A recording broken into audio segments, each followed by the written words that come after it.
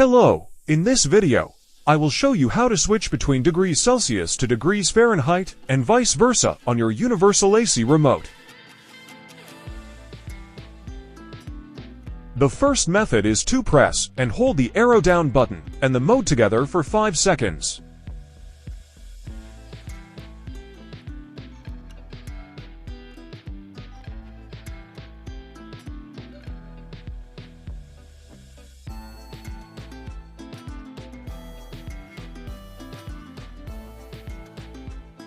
If this method is not working, try pressing both arrows at the same time for 5 seconds.